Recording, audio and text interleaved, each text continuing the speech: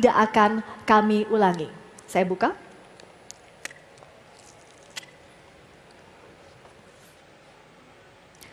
Pertanyaan untuk calon wakil gubernur nomor urut 2, Bapak Kun Wardana. Subtema penanganan ketimpangan sosial.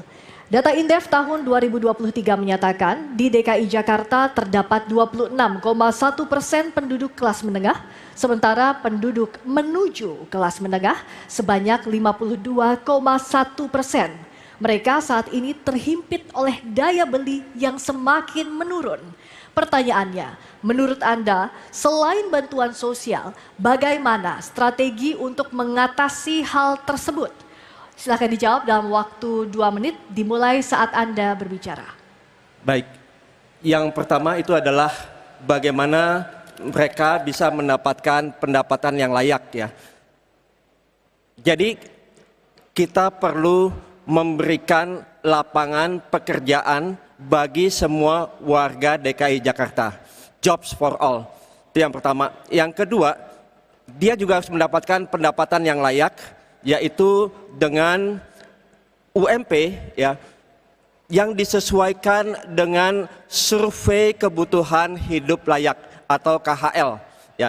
Karena kalau kita hanya melihat dari pertumbuhan ekonomi dan juga inflasi, kekhawatirannya adalah dengan meningkatnya harga bahan pokok sehingga dia tidak bisa hidup dengan layak. Untuk itu survei kebutuhan hidup layak itu menjadi sangat penting.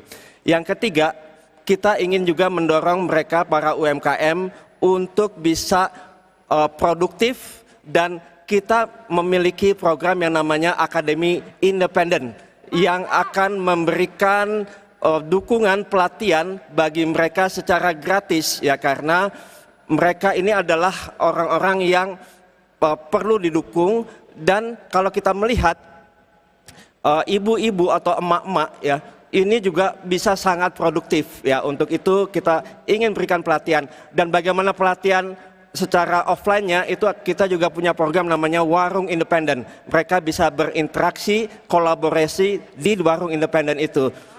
Dan juga ada pemodelan-pemodelan yang bisa mendukung best practice agar mereka bisa menjadi UMKM yang sangat produktif. Jadi potensi dunia digital ini membuka peluang-peluang bagi mereka untuk juga bisa kreatif dan mendapatkan penghasilan yang layak untuk kebutuhan di DKI Jakarta. Demikian. Baik, terima kasih calon wakil gubernur nomor urut 2. Berikutnya kami akan mempersilahkan calon wakil gubernur nomor urut 3, Bapak Rano Karno Sidulu, untuk menanggapi jawaban dari cawagup nomor urut 2. Waktu 1 menit dimulai sejak Anda berbicara. Terima kasih.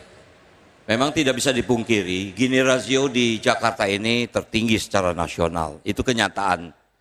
Karena di Jakarta ini golongan have banyak dan golongan rendah juga banyak. Nah, apa yang harus kita lakukan? Tentu pemerintah daerah harus berusaha menurunkan biaya hidup masyarakat. Pertama adalah pangan harus murah.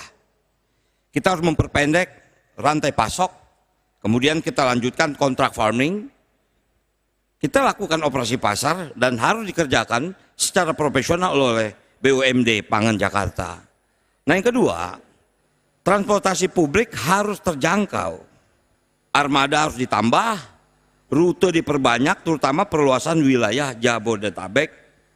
Kemudian waktu tunggu harus dipangkas, Transjabodetabek dan Transjakarta ini. Kemudian akses pendidikan harus gratis, KJP, KJMU harus kita utamakan. Mungkin itu. Baik, terima kasih calon wakil gubernur nomor urut 3. Selanjutnya kami persilahkan calon wakil gubernur nomor urut 1 untuk menanggapi jawaban dari calon wakil gubernur nomor urut 2. Waktunya 1 menit dimulai dari Anda mulai berbicara. Saya sepakat bahwa memang Gini rasio di Maret 2024 0,423 ini memang tentu saja sangat signifikan.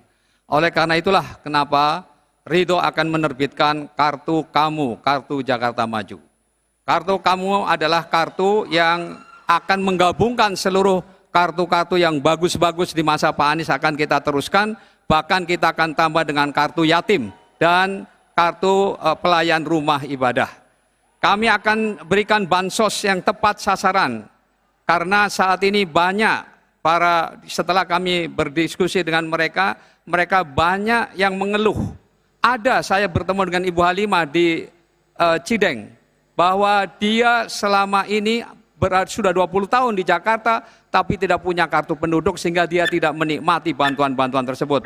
Dan kami akan dirikan sekolah perempuan maju, agar mereka juga bisa mendapatkan tambahan pendapatan. Baik, terima kasih. Berikutnya kami persilakan kepada calon wakil gubernur nomor urut 2, Bapak Kunwardana untuk memberikan respons terhadap